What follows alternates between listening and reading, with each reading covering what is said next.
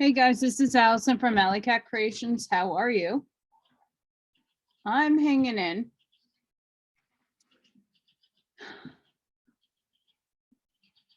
It's getting rainy.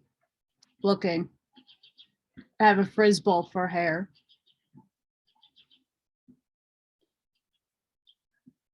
I'm going to continue the 12 labors of Hercules from the Key of Destiny. So before I begin, please like.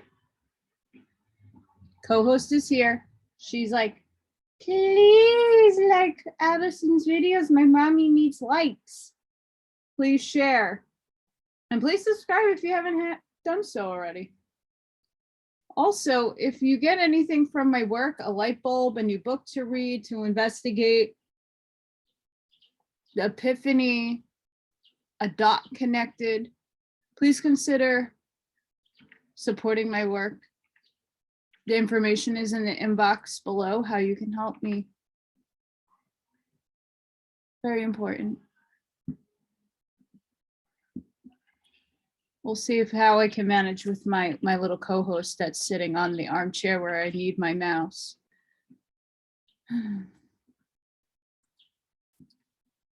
So the 12 labors of Hercules continued.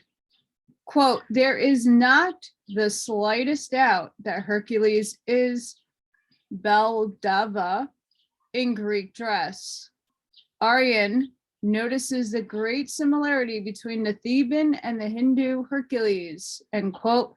The Secret Doctrine Blavatsky. I have to get that book. I got another book by Blavatsky that I might be able to read. It's controversial to so many people, but I do those things. So this is the third labor, the horoscope sign of Cancer. And I'm going to butcher this, but again, we all know my whole spiel on names and pronunciations. The capture of the Carinian doe. Carinian, I might be saying that wrong, so do not hold me to it. Hercules' next labor was the capture of a golden horned Carinian doe, which was sacred to Artemis. Both Artemis and Diana being symbols of the moon. You would think I know that. I would know that doe's name properly. This doe therefore symbolizes the feminine power of intuition, which is the gift of the Great Mother manifesting through Cancer, the sheath of the moon. Guess what's incoming, guys? The feminine energies. She's coming back. Intuition is a soul faculty that was highly developed in the syllabus and priestesses of the ancient temples, for it was they who were supposed to receive the true spiritual inspiration from the gods, hence paid great attention to the development of intuition. The Sibyl was regarded as a sacred personage and was surrounded by congenial conditions and secluded from intercourse with anyone who could disturb or divert the pure stream of intuition and inspiration. Such Sybilis was highly sensitive psychics who had to be protected from unpleasant or upsetting conditions and vibrations. The information and teaching received through these Sibis, whatever, was recorded by the priests who received it reverently and gave it out to the people in form which their judgment decided would be best understood by the masses. Hence we find this doe with golden horns. Horns symbolize powers belonging to Artemis, represents a strictly feminine attribute. Yet Hercules, in spite of his masculinity, had to capture it or unfold this divine feminine side of his nature. Like many a hero, the doe of intuition led him a wary chase, for only after pursuing it an entire year cycle did he finally capture it and bear it on his broad shoulders to Mykinia, the temple of his soul. And again, I don't think I'm saying that right correctly either. We are told that Apollo the sun and Artemis the moon dispute his right to the prize, that Artemis even accused him of slaying her golden horned doe. This symbolism shows that even in those days, women claimed a monopoly of intuition and were apt to say that man's quiet masculine way of receiving and expressing it killed it. Oh boy. And men, even today, is apt to find both the sun and moon, his intelligent and the feminine quality of love within him, disputing over his possession of the gift. Hence, only the strength of a Hercules can carry the golden horn doe safely on his broad shoulders. The voice of the soul speaks only to one who has stilled intellectual activity or made it a servant to intuition, who has determinately listened to the still small voice of divine love, which speaks in the heart. Only when we have temporarily stilled the many loud and persistent voices of earthly passions and sensations are our ears attuned to the inner voice. The fourth Libra, the capture of the Emethian boar. Again, I'm not saying that correctly. The fourth labor of Hercules was to capture and take alive the fierce boar that wasted the town of Sophis. Maybe I'm saying that right. When captured, Hercules carried its hind quarters and forced it to walk forward on its four legs on the way to Mykinia. The boar symbolized gluttony, which must be taken alive and tamed or controlled. Eating cannot be killed, but should be controlled. We must eat to live and eat and should enjoy our food, yet we must not eat merely to please our palate or gorge our animal body. Hence, the law of balance must be here carefully applied. In the way Hercules undertook this task, we see this dire results of unbalanced appetite, for we find him feasting with the centaurs, who soon became inflamed with wine. And when Hercules, like many an enthusiastic but unwise former, shot arrows at them, in spite of the fact that these arrows were shot from the bow given him by Apollo, the one wise and good centaur Chiron, the power of true immortal discrimination, which holds the reins and guides the thoughts, was killed by a wound Hercules would gladly have healed. The pain of the wound drove Chiron to exchange his immortality for the mortality of Prometheus. Also, by another unhappy accident, his friend Pholos' bodily strength was killed by dropping one of Hercules' poisoned arrows on his foot, understanding.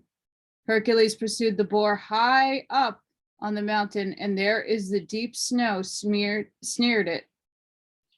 When we essay to balance gluttony with fasting, so often we find we killed our great friend bodily strength through a poisoning of our understanding. Then our best friend can no longer sustain us, for his strength and vigor of life are killed out.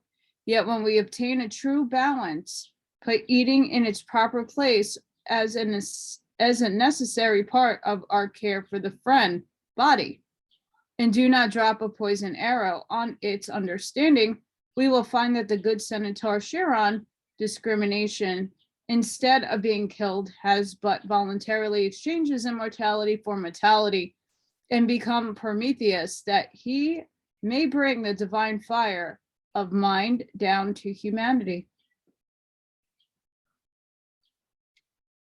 Fifth labor, Aquarius, cleansing of the Aegean stables.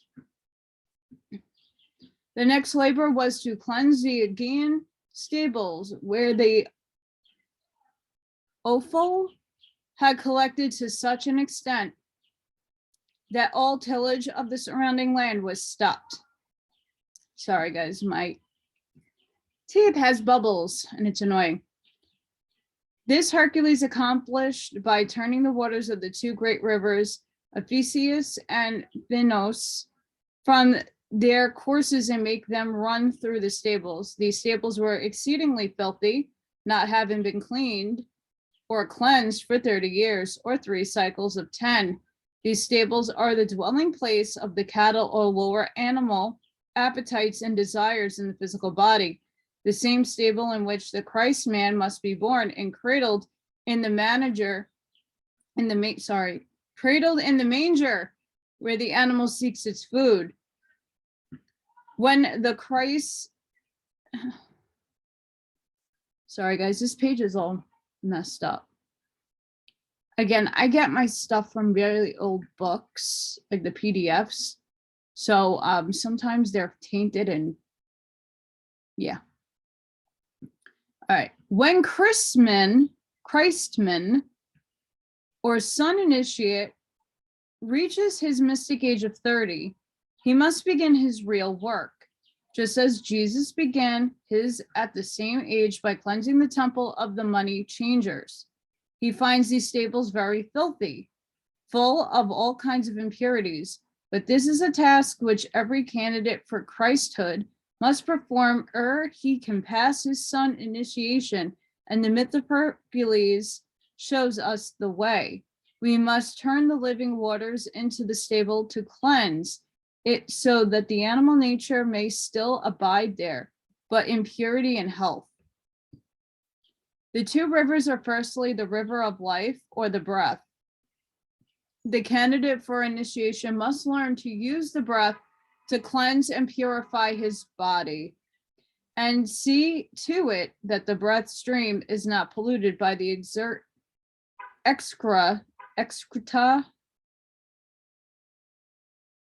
I don't know, guys, of the animal so often retained in the body. And secondly, the river of thought, which he must deliberately turn into channels which will cleanse the body from pollution, from wild imaginings, selfishness, lust, and disease-producing thoughts, for the body will respond to the cleansing power of these two rivers, as the Aegean stables did in the rivers of Ephesus and Phenos. Though thoughts indulge in continuously deepen the channels in the brain, just as a river eats out of its bank or deepens its channel. This task Hercules found difficult, and only when Athene, wisdom, came to his aid, he was successful. The sixth labor, Sagittarius, killing the man-eating birds of Stymphalus. Again, I'm not here to disrespect. I don't do Greek. I don't. The next labor was that of clearing the marshes of Arcadia of the great man-eating birds. Arcadia is a land of simplicity and earthly happiness, symbolizing gaiety and carefree, thoughtless life. To dwell perpetually in such a state, however, it is impossible for the unfolding soul, for it soon feels itself shut in. Hence, Arcadia is represented as being shut in by extensive marshes of creature comforts, childish pleasures, and vapid amusements, into any one of which the undeveloped soul may easily sink if his thoughts' birds nest there. Their great man-eating birds made their homes, protected by dense growth of underbrush, which made access to them difficult. Mythologists have generally considered that these birds represented the death-dealing pestilence, which arise from great areas of stagnant water or marshes. But birds are universal symbols of our thoughts, which should ever fly upward into pure ether and lift us above the earthly things. But if we seek to dwell in Arcadia rather than to seek for our home in the New Jerusalem, which cometh down from heaven, we force our birds of life to propagate in the Mesmic marshes which surround Arcadia. Then instead of being free to lift us above the earth, they become like birds of prey feeding upon our very flesh. It has ever been recognized that a life of ease soon tends to generate such man-eating thought forces as selfishness, indifference to others, and many other life-sapping thoughts. But the higher aspect of Sagittarius gives to man the power of guiding and controlling thought, and of holding in his right hand the reins of his fiery steed, forcing it to carry him up the steep mountains path until it becomes the winged steed, Pegasus, which ultimately enables him to soar above the earth. But ere he can do this, he must kill the Stymphian birds. And like Hercules, we can only clear the marshes of our environment when we clash the brazen symbols given us by Athene and compel our Stymphian birds to take to the air, where they can be seen, recognized, and killed one by one. When the centaur or the horse and his rider is the symbol of generally assigned to Sagittarius, yet still birds symbolize thought. Horses symbolize the intellectual activity which we must guide and train. Thought or bird of life can carry us safely through the various realms of both the mental and astral worlds. The sun initiate must kill every bird of prey or destructive thought, even if it has risen into the air or seems to be high truth. For if it has its nest in the marshes, it will descend again to hatch its young. He must discriminate and not be deceived by a seeming angel of light, in which grab astral messengers frequently come to him. Saith the voice of the silence, having become indifferent to objects of perception, the pupil must seek out the Raja of the senses, the thought producer, he who awakes illusion. The mind is the slayer of the real. Let the disciple slay the slayer. In other words, we must clash the symbols of wisdom and not be deceived by any bird thought, which simply raises temporarily only to settle down in a fresh spot and feed upon us. If we study carefully the sophistries of many of man's so-called advanced teachings, we can easily discern that the birds of prey, such as ambition, self-indulgence, and above all perverted sex teachings, have only risen a little above the marsh in which they have been hatched and are seeking a new home.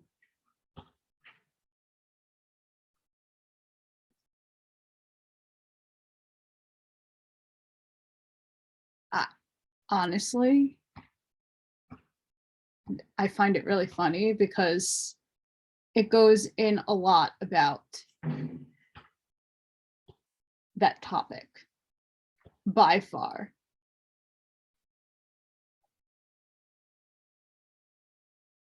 So we're going to continue here.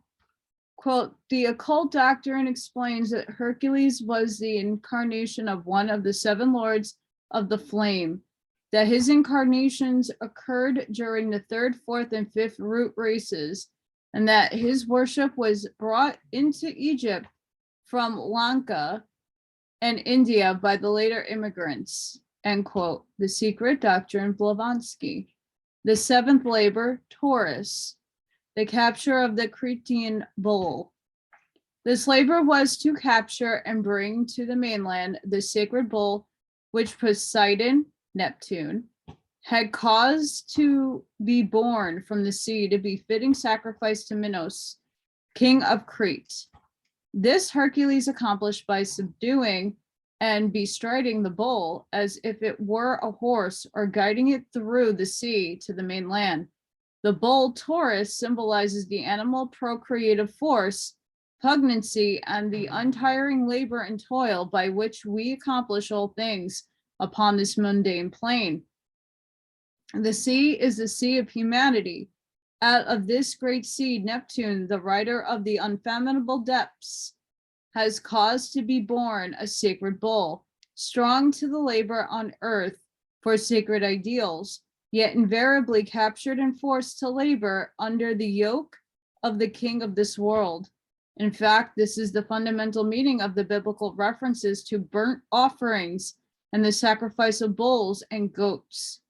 We sacrifice to the world the strength and labor of the bull and the ability of the goat Capricorn to climb to the heights. When we use all these signs, symbolize only to bring to us worldly advances and obtainments. Hence, instead of our reward being the satisfaction, peace, and content which our soul craves, it is the guerdon of the king we have served. Dissatisfaction, unrest, discouragement, and sorrow. But when we sacrifice all of our powers as burnt offerings to Christ by invoking the fire of divine love, upon all efforts, our toil and ability to climb are rewarded by the peace and satisfaction of of the soul, which comes only with spiritual growth and enlightenment. For if the blood of bulls and of goats, and the ashes of the heifer, sprinkling the unclean, sanctifieth to the purifying of the flesh, how much more shall the blood of Christ, who through the eternal Spirit offered himself without spot to God, purge your conscience from dead works to serve the living God. The sacrifice of our powers to the world is also symbolized by the Minotaur, a monster with the body of a man and the head of a bull, confined within the labyrinth of physical conditions and devouring our most beautiful ideals, youth and maidens, until slain by the awakened soul, Theseus, under the guidance of love and intuition, Arduin. The bull is given to the man by the sun god, and only when the soul weaves out of the conditions of life, a thread of divine light can be found and find his way out of the labyrinth and no longer be a prey to the Minotaur or the perverted forces of Taurus. This sacrifice also points to the passing of the Taurian age, in which the sacred Apis bull was the object symbolically worshipped, even as we might say Christians worship the cross, although both were intended only as symbols. Neptune symbolizes the underlying evolutionary power, karma, ever ruling the affairs of the restless sea of humanity, and from the ebb and flow of its tides, bringing to mankind the experiences which will result in ultimate good. Hercules was given the task of capturing his sacred bull, or controlling the labor necessitated by the working out of his karma.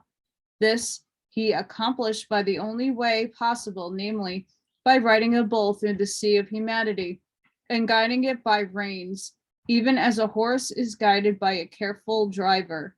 This task, each candidate for sun initiation must accomplish, for only as we can master conditions in our daily lives and guide our toil and labor through the surging billows of life, making every effort work toward the accomplishment of our higher tasks, can we sanctify and prevent this sacred bull from being sacrificed to the king of this world. If all that is symbolized by the sacred bull is controlled and guided, instead of being sacrificed to an earthly king, it will be laid upon the altar of the Christ as a glad and willing offering. This means that everything we do, we must do for Christ, and that the same effort, labor, and persistency that we put forth to accomplish our worldly business must be brought forth to serve the highest good of humanity. The meaning of the word sacrifice is to make sacred. Hence, if we sacrifice the bull and all that it symbolizes, we have made it sacred. Indeed, this was the idea back of the ancient worship of the bull and all of its sacrifices. Hence, we capture this bull when we sanctify every labor and task, be it ever so trivial.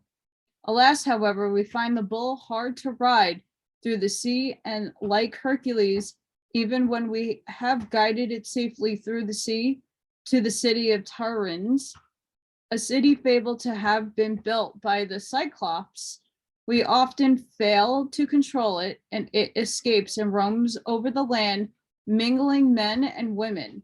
The Cyclops were said to be 3 in number, namely Brontus, thunder, Stepios, lightning, and Arges, whirling, and to have but one eye, which was situated in the middle of the forehead. The symbology is plain as to where we are to guide our sacred bull, namely in the citadel, which we can be concerned only by the opening of the third eye, the eye of wisdom in the center of the forehead. For this citadel is built by the whirling forces of thunder and lightning, the cyclical experiences by which we learn to hear the divine voice and see the fire from heaven descend. This is a fate too often experienced, even by the most earnest and ardent aspirants for truth. They harness the sacred bull, yet in their very eagerness to put him to work, they permit him to get beyond control and escape.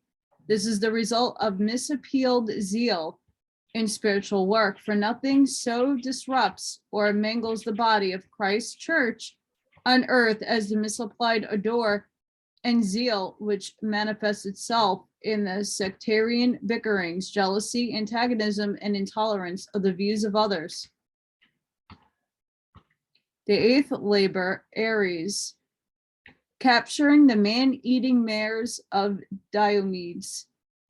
The 8th labor, Hercules, was the task of catching and taming the man-eating mares of Diomedes, the son of Ares, the god of Mars, which were running wild and doing great damage. And since Aries is a sign through which Mars, the planet of war, ambition to rule, and warlike passion can the most readily find expression, we may infer that these mares were powerful brood mares, noted for breeding a strain of war horses, hence were savage and untamed.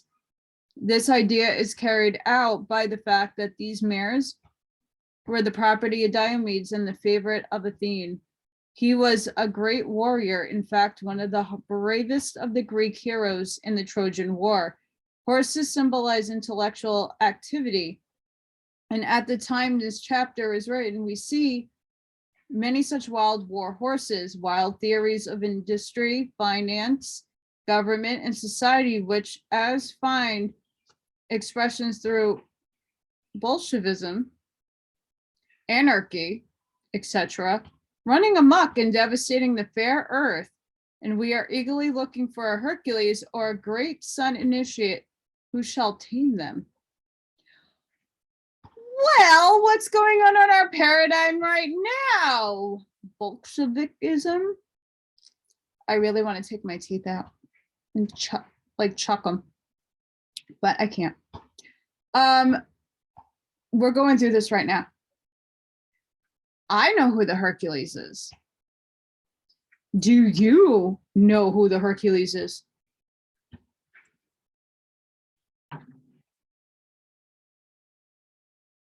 Just as a bird symbolizes thought, flying free in the ether, as we have already said, so a horse symbolizes the intellectual activity which must be harnessed and driven by the will and made to draw the chariot of man's intellect whithersoever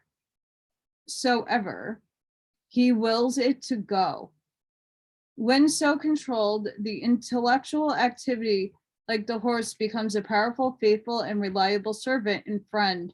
But if we give free rein to the force, it runs away with us. Or if we use our intellect to devise cruelty or to get the better of our fellow man, we have harnessed the chariot to war horses, and woe to us if we have not the strength to control them. In fact, man-eating horses very well express intellectual activity, run wild to riot and destroy. For instance, the greater intellectual activity when it uncontrolled, the more Bolshevism and anarchy it devises. Like Hercules, the initiate must have the courage to face and the strength to conquer such horses, whether they run wild in his own brain, or like the horses of Diomedes, are let loose on the world. But after catching these, we must avoid leaving them to charge of Aberos. To hold us did Hercules, Aberos meaning stupidity, or like the horse in the myth, they will first trample Aberos to death and will then be turned loose to meet their death later in the highlands, harried by wild beasts. Stupidity, which overrun and trampled by intellect, Bolshevism, only too often permits our horses to become the prey of the wild beast of lust, revenge, and atrocity. And these wild beasts soon harry to death the strong horses which could have been such faithful friends and powerful helps to us. We have all seen this exemplified in the results of the revolution in Russia. Even if we bury Aberos stupidity with obsequious honors, soon there will grow up around his tomb an entire city named after him, as in the myth. This labor exemplifies the symbology of number 8, evolution, as it indicates the evolution of uncontrolled thought into constructive idealism, a step in evolution which all, both individuals and nations, must pass. Aries, the sign of intellectual activity, must give to the world horses that are tamed and trained, that they may breed constructive thoughts instead of destructive war. And we must see to it that wisdom rather than stupidity takes care of them while the intellect is attending to the manifold activities. Then indeed will man find them strong to labor, faithful to support him under all conditions, and helpful to draw his chariot of life up the steep mountain of attainment. Insane in the membrane, insane in the brain. But it's really true.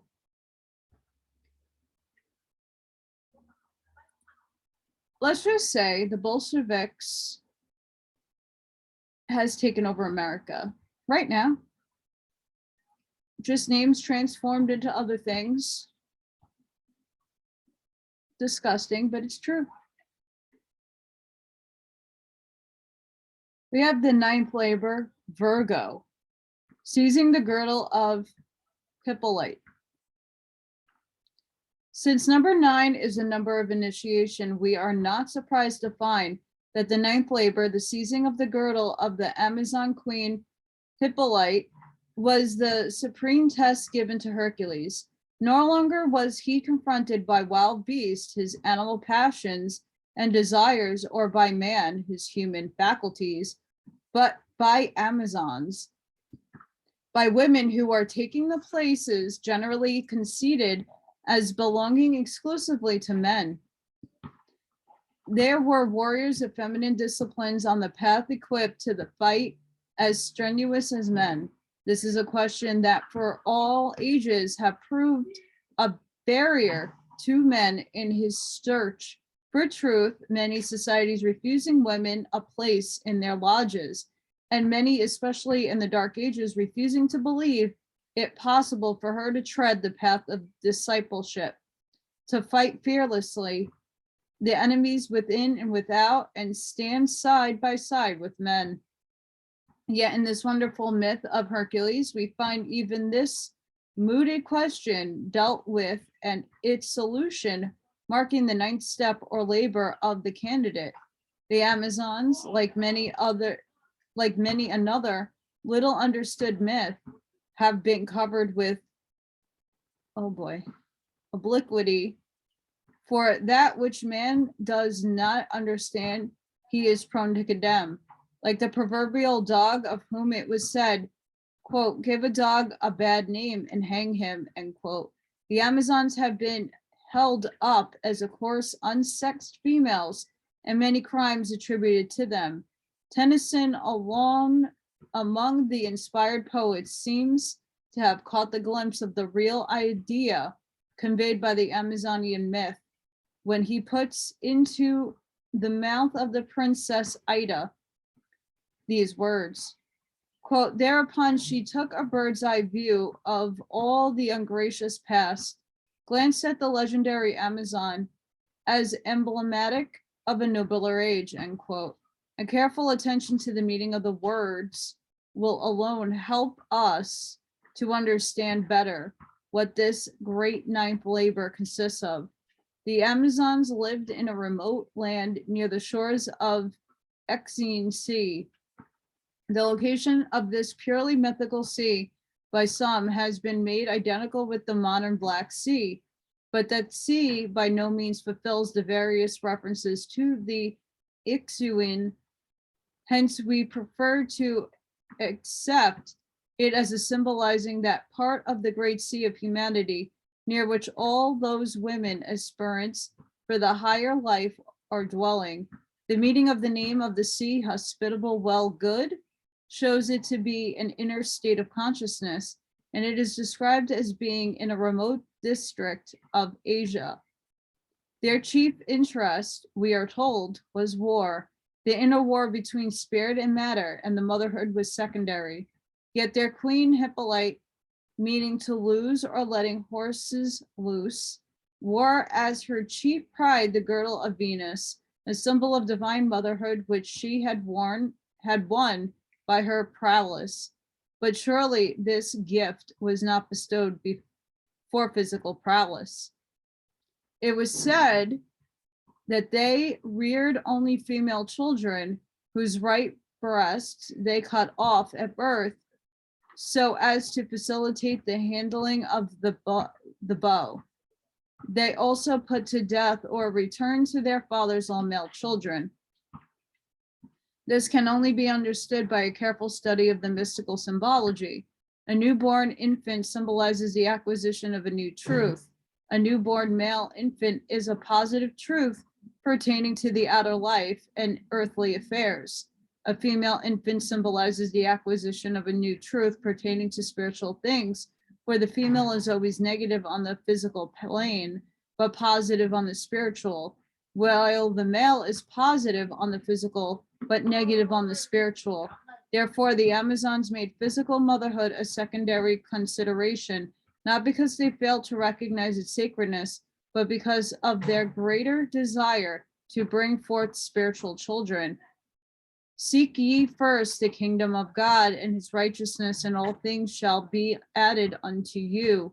As to cutting off the right breast, lest it interfere with the use of a bow, the Stoic truth concealed in this symbol is that just back of the right nipple, there is an important life center, which, when correlated with the life force passing through it, emits the consciousness into a positive contact with realization of physical events transpiring at distance.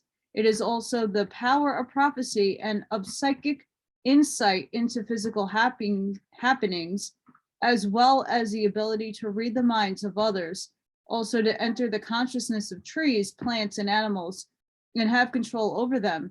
Near the left breast is the heart center, and the spiritual child brought forth through this center and must be nourished from the heart of the Great Mother. The development of this center gives ecstasy, spiritual vision, and opens to the consciousness the doors of the holy city. The symbology of the Amazonian practice proves that these devoted women sought for spiritual development rather than the psychic gifts. which in those days were much sought after by the sibyls of the various temples, even as they are today. Like many another sincere yet mistaken candidate, Hercules felt it important to wrest from Hippolyte the girdle of Venus and to dispute her right to lose the horses of spiritual warfare. To his surprise, she met him more than halfway and offered to yield up to him her girdle without a struggle. But again, like too many seekers after truth, Hercules killed the Amazon queen, who in this sense was the feminine side of his own nature: love, compassion, intuition, etc. His true helpmeet would have been his inspiration and comforter, had his masculine self-sufficiency, egotism, and suspicion of everything feminine permitted him to recognize and accept her.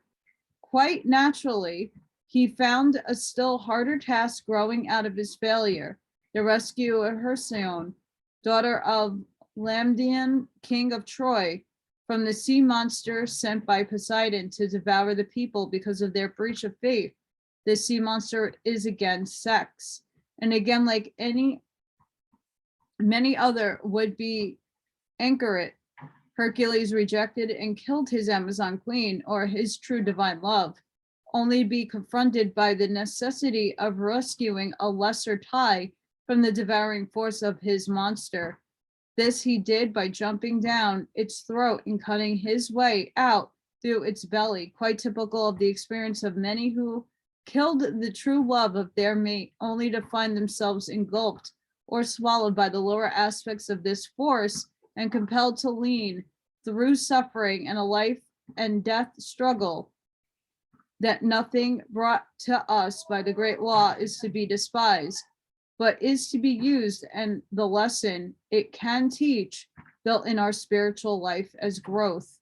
Many candidates for initiation spend life after life refusing to learn this important lesson. For every time they reject their true helper and are engulfed by another, even though they seem to cut their way out, yet they have set up karmic ties which will retard them on the path until fully worked out. Or like Hercules, after they had fulfilled what they considered to be their part, they find that the horses of Zeus, the illumination of intellect, which had been promised as a reward for the late labor, are withheld. However, often we hear the complaint, I have done everything. I am sure I have fulfilled any karma I may have made, but my failures and mistakes marriage. Yet the lords of karma, Zeus, still withhold from me the illumination of my intellect which I expected. Thus do many disciples on the path utterly fail to realize the divinity of true love and thought it but a snare of temptation to be killed out. Hippolyte, seeing Hercules, a true son initiate, would gladly have yielded him her girdle of divine motherhood, or that encircling love which marks true inspiration, the ring of protecting force extending around every true woman, the outreaching emanations of purity and innate mother love. Yet Hercules, deceived by the clamor of her warrior sisters, doubted her sincerity and had to pay the penalty for his lack of intuitive recognition of her. Very interesting. Very, very interesting. My goodness. We're going to continue. Quote, in the Greek fiction, Hercules, the sun god, destroyed the doctrine of eternal punishment by dragging Cerberus from the nether world. And it was Hercules again who liberated Prometheus by descending into Hades, and the Christian church also makes her incarnate God descend to the dreary Platonic regions. End quote. Isis unrevealed, Blavatsky. The 10th labor, Pisces, capturing the oxen of Grennius. Near the distant river of Oceanus was the island Earthria, on which lived a human monster, Geronius, having 3 bodies and possessing a world-famous herd of red cattle, which were guarded by Eryptian shepherd and the 2-headed dog Orpheus, offered in sacrifice, a brother of the never-sleeping hellhound of Cerberus. Hercules' 10th labor was to capture this herd and carry it across sea and land to Mycenae.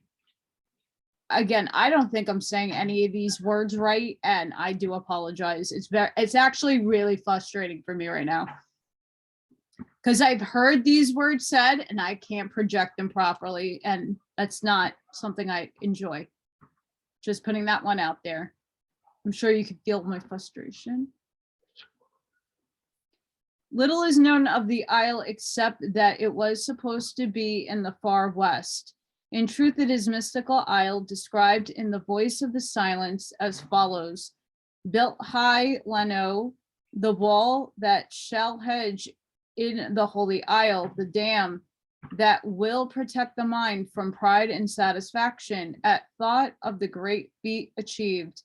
I built in strong, lest the fierce rush of battling waves them out and beat it shore from out the great world. Maya's ocean swallowed up the pilgrim and the isle. Thine isle is the deer, thy thoughts the hounds, that weary pursue his progress to the stream of life. Since the name Earthia means red, and the cattle were red cattle, mythologists usually associated this island with the setting sun as it drops into the ocean.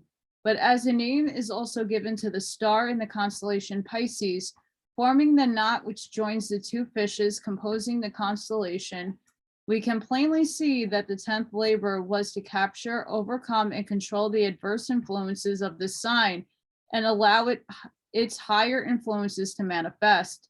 This sign is a watery, unstable, and double sign. In rules defeat understanding. The signs Pisces, being the sheath of Jupiter, wisdom, the positive and negative expressions of 2 fishes, must be tied together with the knot of understanding. Solomon tells us, with all thy getting, get understanding. As understanding comes only from the harvest of experience, it may well be assigned to the far west, the place of the harvest, or to the red and golden glow of the setting sun dropping out of sight into the ocean of eternity, yet leaving behind the experiences of every day to gather them up and raise again in the new day, and garnered wisdom of the past day being tied to the new by the knot of understanding. Having at last found this island was the task of Hercules to overcome the human monster Geronius, meaning howler or raver, and taken from his herd of red cattle. Geronius was the son of Chrysalor, lightning, and the sea nymph Calro, daughter of Oceanus. Here we again see the double sign Pisces indicated, for the human monster is the Piscean character gone awry. As Pisces is an occult sign, we often see this awareness manifested in psychics and mediums of the subject type who are not only eccentric and obstinate, but in the lower types are dishonest and unfaithful. Here indeed do we find a human monster with 3 bodies, physical, astral, and mental, uncorrelated and all awry. For one of the greatest needs of a Piscean character is to have pure and true conditions physically and psychically in the astral body, and a well-balanced mental conception of the forces he is contracting. The 2 guardians of these cattle, we find the dual forces of the sign, namely Eryptian, a good shepherd who, if permitted, would watch over the cattle and keep them in their place, and our two-headed dog, which although a brother to the dog Cerberus, who guards the gates of hell, nevertheless is capable of being either a good friend ready to be offered up in sacrifice, or a fierce, snarling, ravening beast, defending with his life that which symbolizes the red cattle. The heads of Cerberus, who guards the gate of hell, are sensation, desire, and the good intentions which are said to form the pavement of hell. Throw a sop to Cerberus is a familiar saying which means that when one seeks to indulge his lower desires or sensations, he throws the sop of good intentions to the dog Cerberus, who with his serpent's tail then lashes to fury his name of serpent's heads, thus devising subtle excuses for that which he to do. This proceeding soon reduces our good intentions to the floor of hell, and we find as a resting place for our own feet, understanding only the molten lava bed of erupting volcano. The two heads of his brother Artheus, who guards the red cattle, are obstinacy and a snarling irritability, ever ready to fight and bite, traits of an undeveloped Piscean character, which must overcome the red cattle and can be obtained. The most remarkable of all was the truly Piscean way in which Hercules dealt with the task, namely by gathering up the cattle and placing them in the golden cup given him by Helios. Sorry, guys. I really hope you can't hear what's going on outside, because I can't with these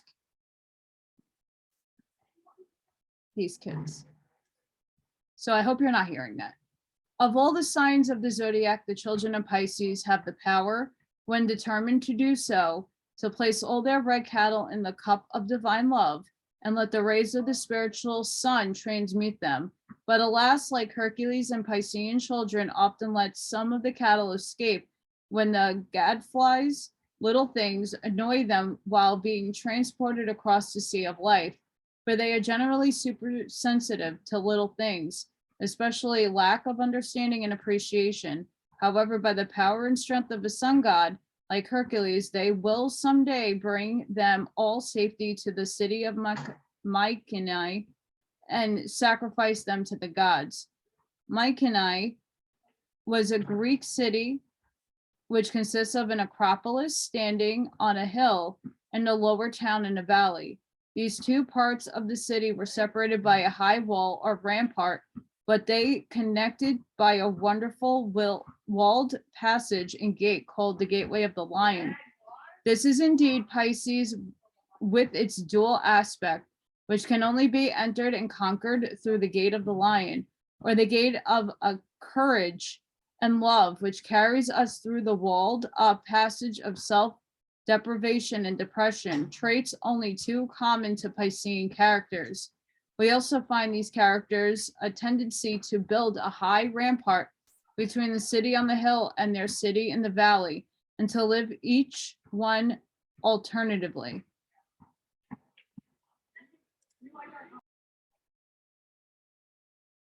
The 11th labor, Gemini, the twins. We're in Gemini right now.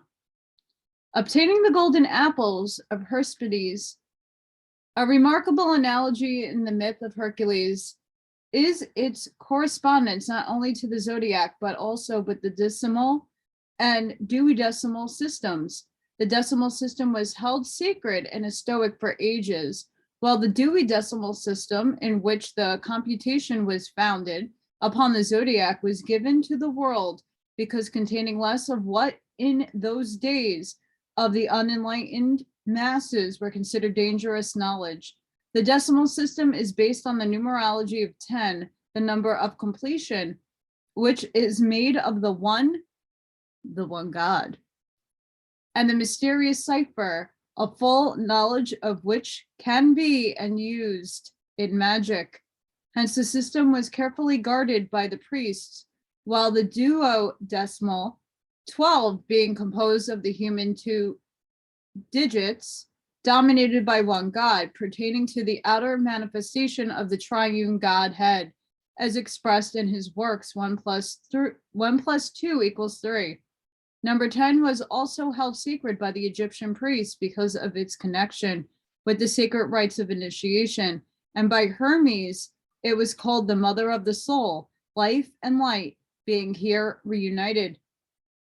Also, among the ancients, the zodiac had but 10 signs instead of 12, as at present, Virgo, Libra, and Scorpio being considered as one sign. As we already said, the signs Virgo, Libra, and Scorpio were united in one sign, combining in one sign masculine Scorpio and feminine Virgo, united by the sex attraction Libra, balancing the two. That early zodiac represented man before the separation of sexes, when the androgynous man course combined the three now separate expressions of life in one. That change occurred during the later part of the third race. The 10 signs applied to hermaphrodite humanity and the 12 to the separate sexes. The 12 had to be considered after the sexes separated, for such a divine triangle could not be fully expressed within the circle of the mundane plane except in 12 signs, as the divine could not find its higher expression in man until the separation of the sexes had taken place. Virgo, in one sense, expresses a superconscious or high mind, yet it might better be said to express the feminine or the love aspect of the higher self. Scorpio, in one aspect, represents the lower mind, but more completely the lower animal nature, which must be lifted up on eagle's wings. Libra, the perfect balance can be obtained only through the mind, recognizing these two natures and balancing in perfect equilibrium. For it must be through the mind that this midpoint of balance is reached. But if the balance is made in the mind, only the work is but half done. Hence, we must look for a deeper meaning in these signs than merely the mental. They must be balanced first in the mind, then in the body, and then in the environment. In other words, man must obtain to balance of the earthly and divine, recognizing that nothing that is given him can be despised or cast out, that all must be lifted up and balanced, that the divine Trinity must find a central point of balance in the lowest plane of his nature.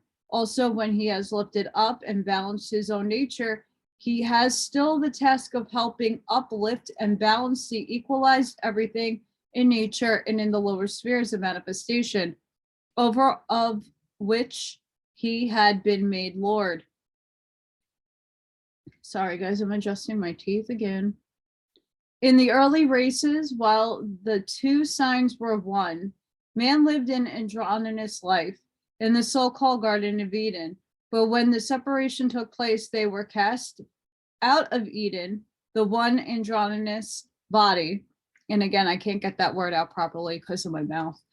The Lord law, God said unto them, cursed be the ground for thy sake.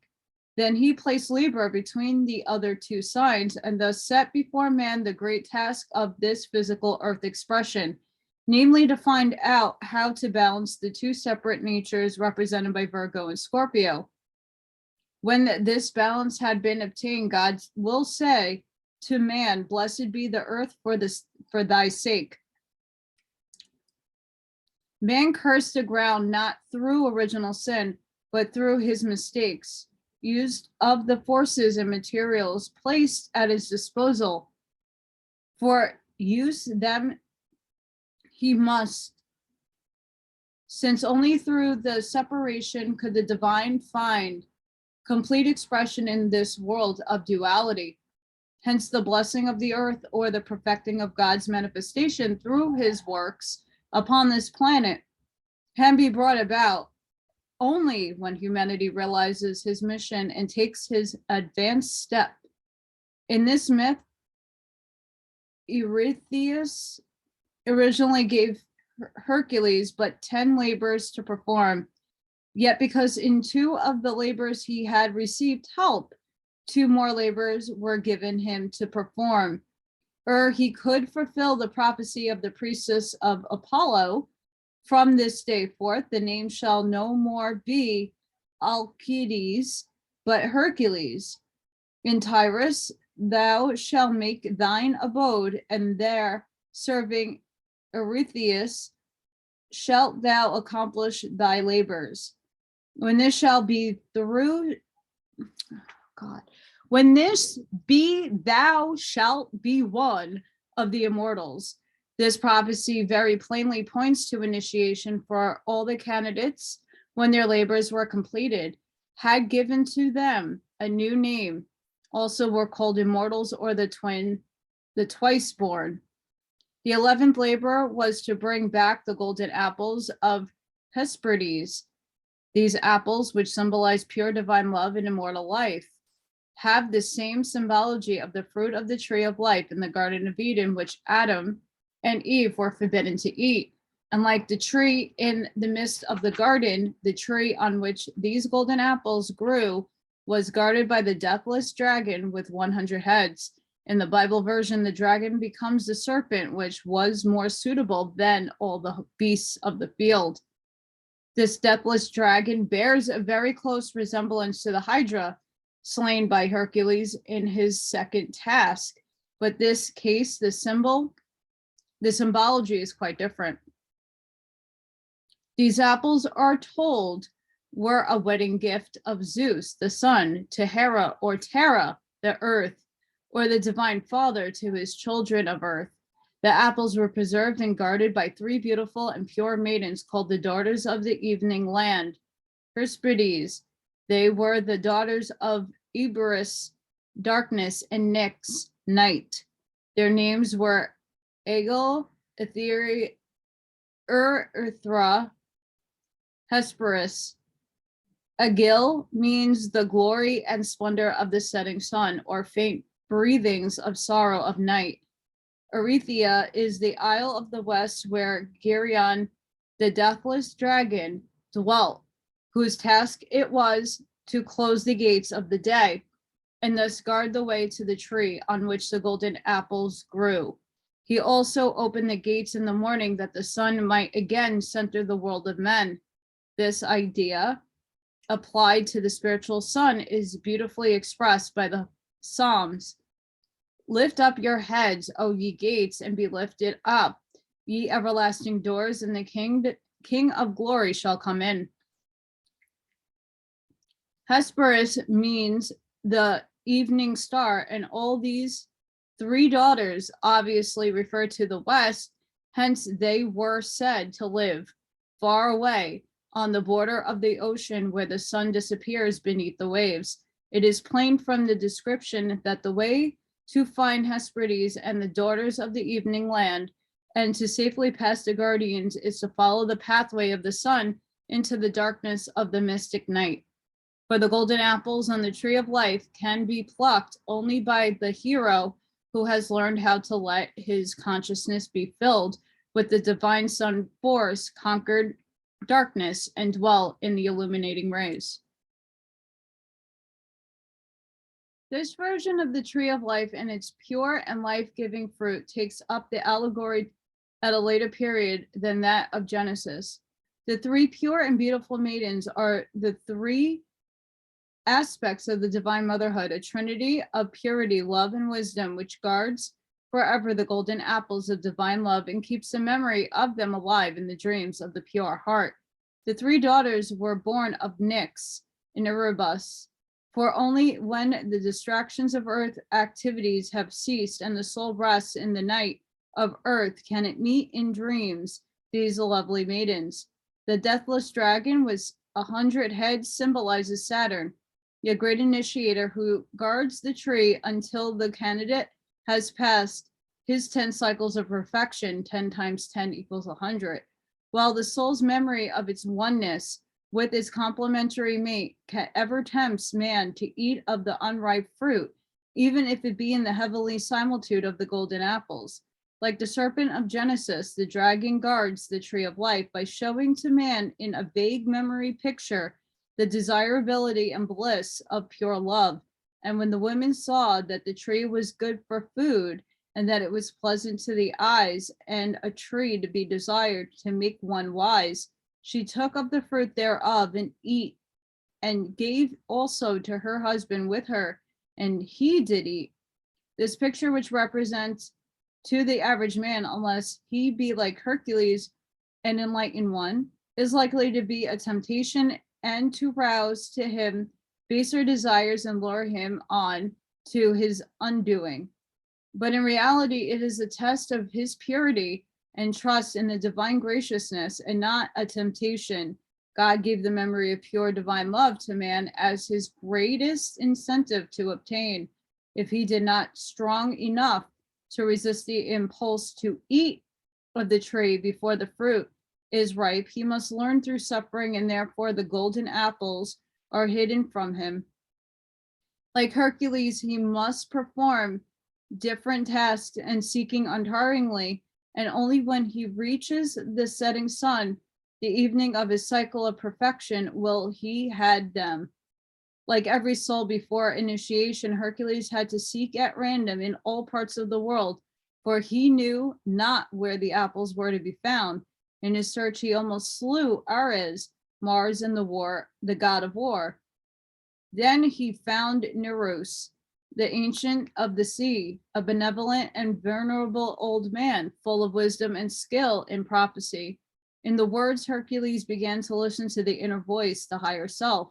Yet at the first inner voice would not reveal the secret, for Hercules, like all who seek counsel from the source, had to prove his determination to accept only truth, also his belief in the voice that revealed it to him. Only then did Nereus give him a hint of whereabouts of the golden apples. That is, only then could Hercules compel him to do so. Nereus even tried to escape from giving the answer by assuming various forms, or is well known, the inner voice always tests us by suggesting the answer may be but imagination or mere astral mocker. And only when we give a definite challenge in the name of the living Christ, and like Hercules prove our determination to have only truth, do we receive the cryptic answer which still left Hercules with the task of proving his sincerity by his determined search. After turning south, Hercules also had to wrestle with Antaeus, or Antares, the son of Poseidon.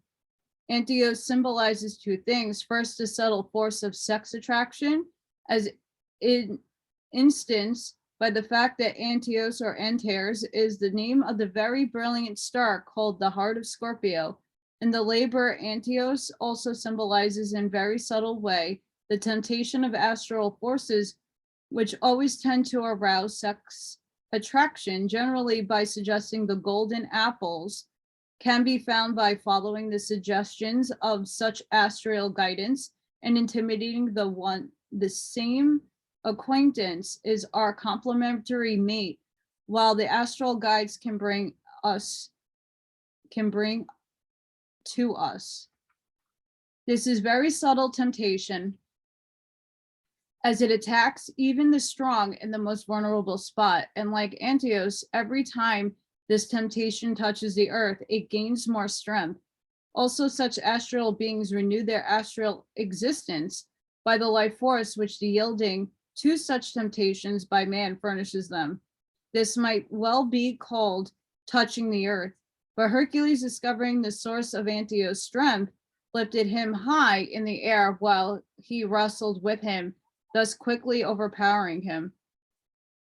Hercules also dealt quite and expeditiously with another son of Poseidon, Boreas, whose name means the ocean, a well understood symbol of the astral world.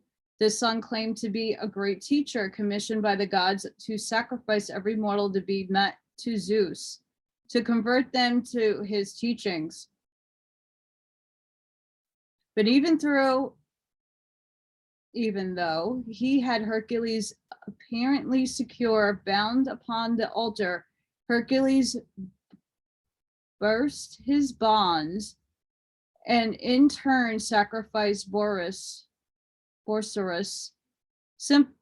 Similarly, even when bound by astral teachers, he called upon the name of the Christ, and in the power of the Christ force can not only burst the bonds that hold him, but can completely annihilate such astral beings if they do not withdraw.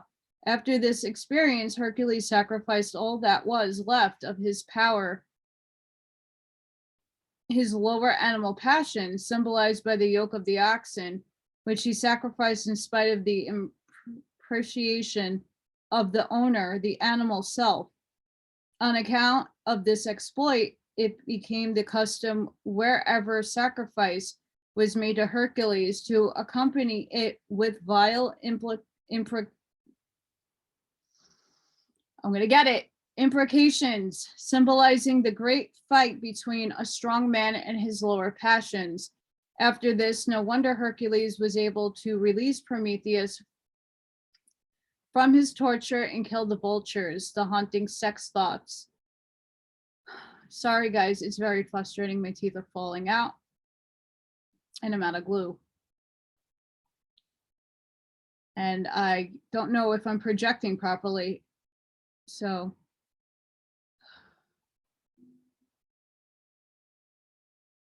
after this, no wonder Hercules was able to release Prometheus from his torture and kill the vultures, the haunting sex thoughts that continually pecked at his liver, seat of desire.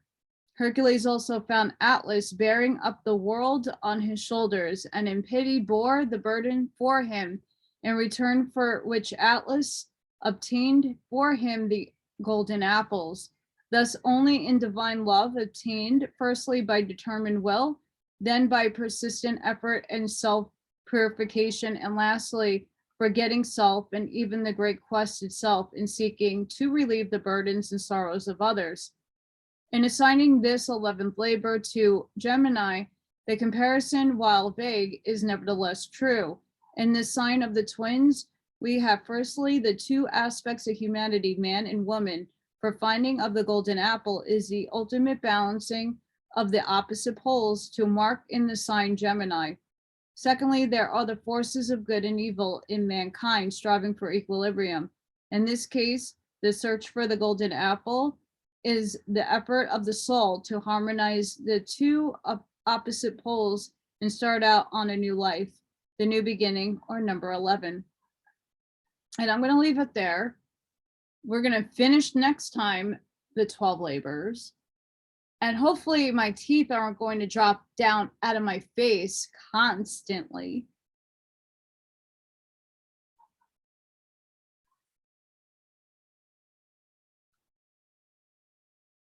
Just so we're on the same page that I'm not, lying to people, because people think I lie about stuff like that. But I have like air bubbles that keep putting saliva in the front and I'm slurring. And it's disgusting. Yay! Yep, that's what happens when you're poisoned with fluoride and have thousands, hundreds of thousands of dollars poured into your teeth to have no teeth. That's what happens. Yep. And then it's just my luck that I lose my job and I don't have dental, or I don't have any money for anything. And this is what happens. So yeah, this is the fun experience and frustration that I go to. So I do apologize. My intentions are pure and good, and I just want to get the truth out. And this is an incredible book. And again, this is the reason why I can't project certain words and I can't pronounce certain things because of my teeth. So I just gave you a little sneak peek of what it looks like without this whole entire section there. So please bear with me. I appreciate it. I know this was a longer section. Next time we'll finish it out, and there's a lot more to this book. So hold on.